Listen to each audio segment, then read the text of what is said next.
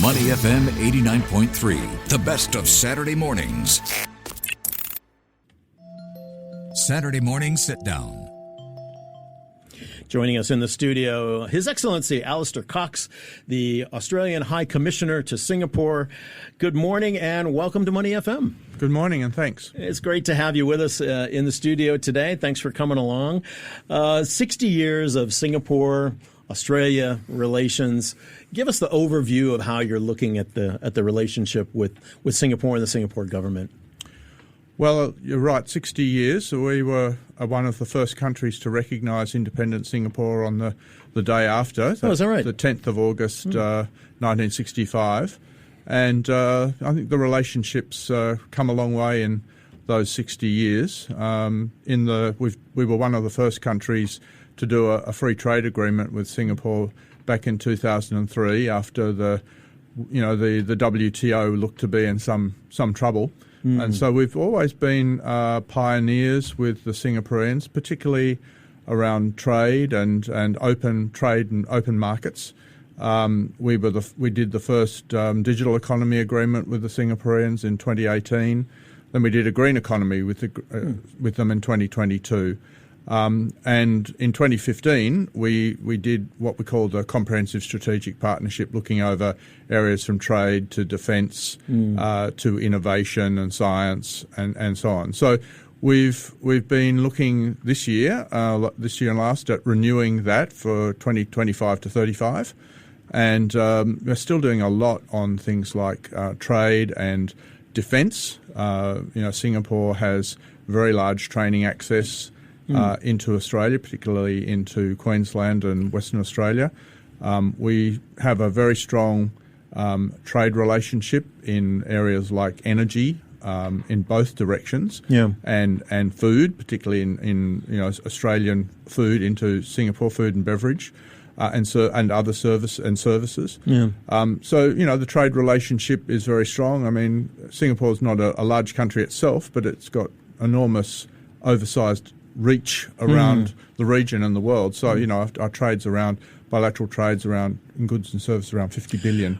So it's a big and significant relationship for us. Yeah, I'm always surprised at how many Singaporeans either have lived in Australia or studied in Australia. I was just an orthopedic surgeon last week, and all his degrees are from Australian universities. Yep.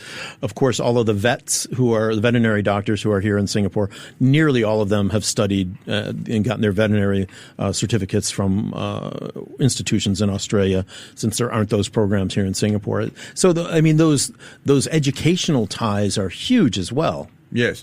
No, the educational ties have been strong since the beginning, since the days of the Colombo Plan back in the 1950s. And, many very senior Singaporeans have been educated in Australia over those years. It's changed a bit now. I mean, the educational relationship of Singapore have grown with many other players, including particularly with the United States in recent times. But the people-to-people aspects that you highlight are very powerful.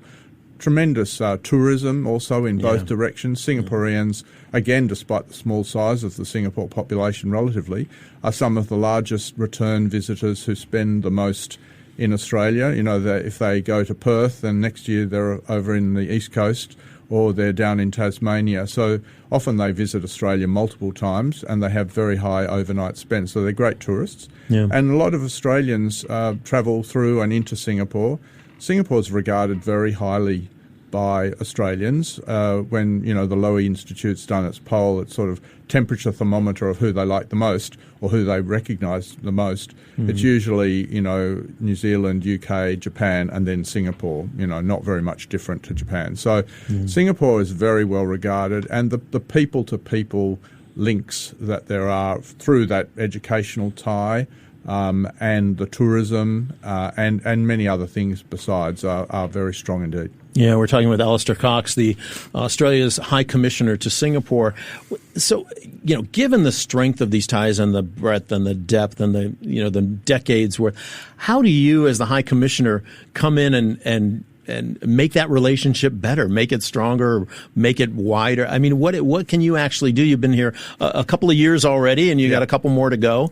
It must be daunting in a way because things are really going quite well. Yes. How do you put your stamp on it?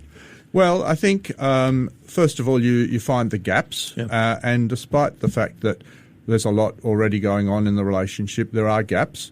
And I mentioned before on the education and research side, and while we've done a lot on scientific research between government agencies, one area where we've been less strong, I think, is strong research ties between Australian and Singapore universities. Singapore has some of the world's best universities like NUS or NTU, and our original top sort of what they call Group of 8 universities are very strong too. So just this last week, I had a delegation from our top Group of 8 universities here sitting down with the Singaporeans from their, NUS, NTU, SMU and so on, to look at what's the global geostrategic context for our work, what are our priorities, how can we turn some of that research better into commercial outcomes, and looking at how we can get those two ecosystems working much better together institutionally, which they haven't really been doing. I think that's surprising to me. Yeah, no, it is. It's surprising and unusual. I think both countries have had a very strong focus on building research partnerships with the United States. So everybody has links to Harvard, Princeton, Yale, Stanford, but we don't have as strong links actually between each other. There are the historical links you hinted at, and I mentioned the Colombo Plan. But actually, in the last 20 years, that sort of, there's some evidence of it, but it's often individual. It's not institutional. And I really want to strengthen that. So that's one thing you do. You search for gaps that are significant and important, and you work on them to try and build a bit of the ecosystem from the bottom up by getting people to talk to each other. That's what we do in my job. Yeah. And then you talk to government as well, and you try to get a bit of top-down drive for it and bottom-up push, and you try to get something going. So that's definitely one area. The other thing, is obviously just the changing geostrategic environment. Singapore is, sure, we've done a lot, but the world is changing around us, and Singapore is a very, very outward-looking country, economy. And so Australia is also not as trade-focused as Singapore. 300% of Singapore's GDP is made up of trade. But Australia is also a big trader. Over 50% or around 50% of our GDP is trade. So we're big trading countries. And so the global environment, what's happening internationally is very important, and adapting to that and looking out for the next 10 years of our next stage of our comprehensive strategic partnership is going to be critical, because there's a lot's going to change. We've got geostrategic change, we've got climate change, and we've got the challenges of pandemic, disease, and so forth. All of which there can be links. Yeah. So I think we can pat ourselves on the back and say we've done a good job. But you can't be complacent, and you've got to keep moving on. And the world, open countries, smaller countries, Australia's only got 27 million people, Singapore's got 6. You've got to be always outward looking, and you can't be complacent. We're in a strange geopolitical era. No surprise to you, I'm sure. And I won't draw you into a discussion about U.S. politics, but the reality is, with what's happening with the Trump administration, Marco Rubio just announced that they're looking at revoking 300 student visas. It's getting much less friendly to either go to the U.S. as a tourist or as a student or a worker, because of this sort of America First policy that has come in with the Trump administration. Adding on to that, the potential change in dynamics of relationships between the U.S. and Southeast Asia or Australasia. I'm sure you're aware of it. I won't even ask you if you're aware of it, because I know you are. But when you think about how the world is changing in general, do you see different possibilities for the relationship between Australia and Singapore, or Australia and Southeast Asia in a larger context? Not knowing what we don't know right now about how the next 4 years might look. Yeah. Well, I think that one of the key things we need to be doing in Australia is diversification, and that's something that we see Singapore also talking about. I think as Singapore looks at the world around it, they are looking at the challenges of dealing with some of the majors, whether it be China on the one hand or the United States on the other. And one of the key strategies in their playbook, I think, is to diversify. So it's to go international and hedge risk. And I think that's something that we need to do too. I think during the time that we were facing economic coercion from China in the period sort of between about 2020 and 2022, we had an active push to diversify. And so I think diversification, looking for global markets, and building on market strengths that we have, but also then going even further afield. And in terms of strengthening relationships that we have, the government a couple of years ago, 2023, came out with a new Southeast Asia economic strategy, where we're going to be doubling down on trying to get more Australian investment into Southeast Asia and also encourage Southeast Asian investment into Australia, because I think investment really is the heart of trade. Strong investment leads to the production of exports and exchange. So I think Southeast Asia is going to be an important region for us to double down. It's a strong area of trade for us traditionally, but we could make a lot more of it. Particularly with big countries like Indonesia, Vietnam, the Philippines, Thailand, Malaysia. So all of these countries are, Southeast Asia is a market of more than 600 million people, and one of the largest economic regions in the world in the next, other things being equal, the next 30, 40 years. So, and the emerging middle class and everything. Emerging middle class, exactly. There's money to be spent. There's money to be spent, and there's partnerships to do too. And I think in that context, Singapore can be a very important partner. Singapore businesses, Singapore Inc., we're looking to them to be strong partners for us. They've got a lot of experience in investing in other members of Southeast Asian region, like Indonesia, Vietnam, Thailand. So I think there's a lot of room for partnerships. So I think that's that diversification, doubling down on older partnerships that we might not have made enough of, and securing our future in that way is going to be critical, and making sure that we're not too reliant on the uncertainties that come out of the majors. That's the critical part of it. And when you look at that, when you look at, AUKUS, or you look at the Five Eyes, or whatever the security alliances are, it seems like a moment in time when nobody really quite knows what to expect. There are these very strong security frameworks that have in recent years been, something that people could really count on and rely on for being, a known quantity, a known entity. But now it's a little bit like all bets are off at the moment. Does it feel that way to you? Yes, I think it feels like that there's a lot of uncertainty. A lot of things are in flux. But your national interests don't change.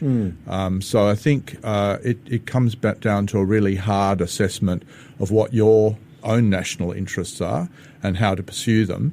And that requires us, I think, as a country also to better understand the national interests of others and to find the areas of common ground. And, with Singapore, I think, they're obviously interested in their own, continuation, thriving and survival. They're dependent on the flow of goods and services from abroad, foreign oil and gas, energy, foreign food, water and so forth. So, and they want to defend themselves and maintain strong deterrence. So what can we do to help Singapore to sustain that? And we've got a lot of capacity to do that in Australia. We're a strong producer of energy. We're a strong producer of food. We have a lot of land for defence and defence training. So there's a very strong complementarity between Australia and Singapore. So I think you concentrate on your interests, and where you have overlapping and common, you find the common interests, you understand the perspectives of your partners, and then you look for that common ground and you work on it. Do you feel like the last few years we've seen nationalist, nativist, leanings for many countries around the world? Of course, last year we had 64 elections across the planet, the most ever, and many countries went toward a more inward-looking government, a newer government.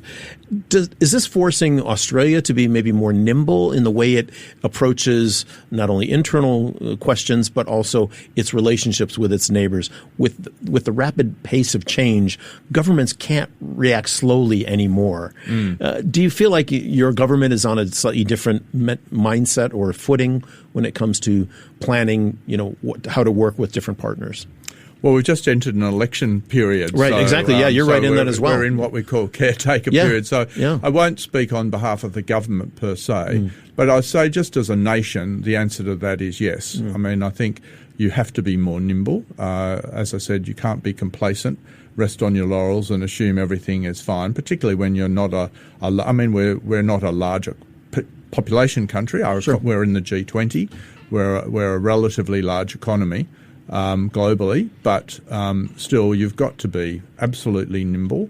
And I think what we're learning is not to take anything for granted. Look at our interests, and our common interests can be found with many partners throughout the world. I don't think we should count in or count out any particular partner if we've got something that we could do in common with them that would boost our common interests and our common prosperity, whether that be in trade, investment, or in our mutual defence.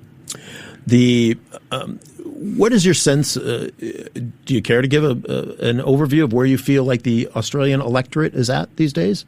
Are they looking more inward as well as many other countries have? Or no, I don't. No, I don't think they are. I think interestingly, the Australian community's appreciation and belief in trade is very strong.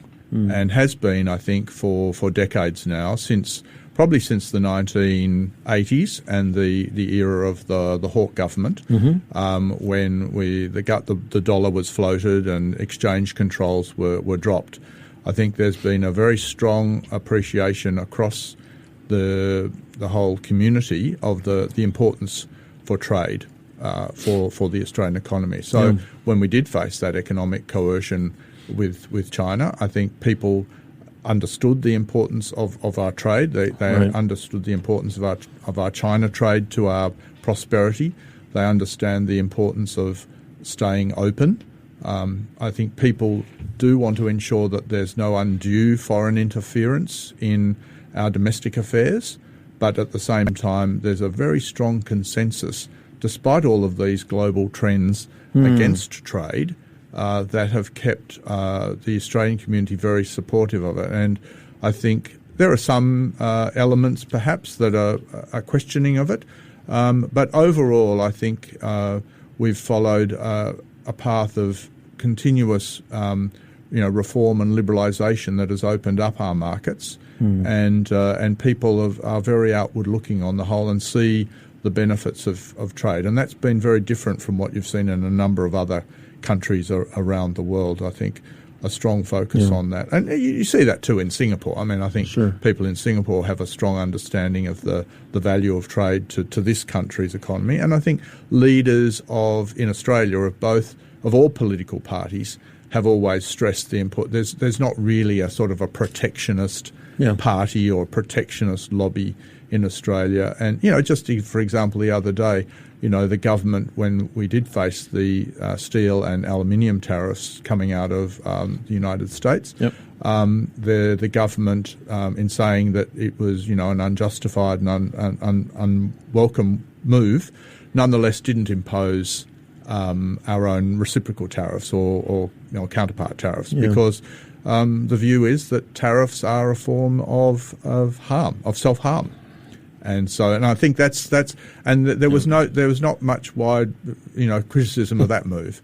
you could say well, if you understand a tariff, you know that, right? You should retaliate. But in Australia, there was no such move, and nobody blinked an eye that we weren't retaliating. Yeah, because I think tariffs are self-harm. Yeah, absolutely. Rob Salisbury, one of our longtime listeners in Sydney, saying, love what Australia does, and James Cook University campus in Singapore, plus AustCham here in Singapore, lots of good things. And there are those, those not only the educational institutions, but the business organizations like AustCham here, very, very strong and very, very dynamic in terms of linking, as you mentioned, trade and business and services between Singapore and Australia. Well, we've got tremendously strong. I've been all around Southeast Asia over my career, and we've got tremendously strong civil society organisations here in Singapore that support what we do at the High Commission. I mean, the High Commission represents the Australian government, but we've got very strong AustCham, a very strong alumni organisation, and I've been in many countries where we have alumni outfits for the different universities, and they have them here, but we have a very strong umbrella alumni. We have a very strong Australia-New Zealand association, a sort of community association, which has been going, I think, since 1950. Wow, and that long? Yeah, that long. Huh. And other very strong institutions as well that, come in support us, like those educational institutions, James Cook University, Curtin, Murdoch, and Newcastle, who are all offering education here. And they have, a presence here, and, the Australian International School, which is a very, significant large school. Yeah. So we really do have a lot of institutional fabric out there, which really extends our reach. And at the High Commission, we welcome their partnership, and we use them very actively to extend our reach into the broader community and build the people-to-people links we were talking about before. Yeah, okay. We got a few minutes left, so we're going to get to the personal stuff now. Yep. Nothing too challenging, but, you've been here a couple of years. What are the things you like to do in Singapore? Where are the places you like to go when you've got free time, for example? Well, I really enjoy, getting out and around in Singapore. And one of the things I wanted to highlight today was that in this 60th year, we're doing a lot of things between people. And we're highlighting, I spoke before about the government-to-government relationships.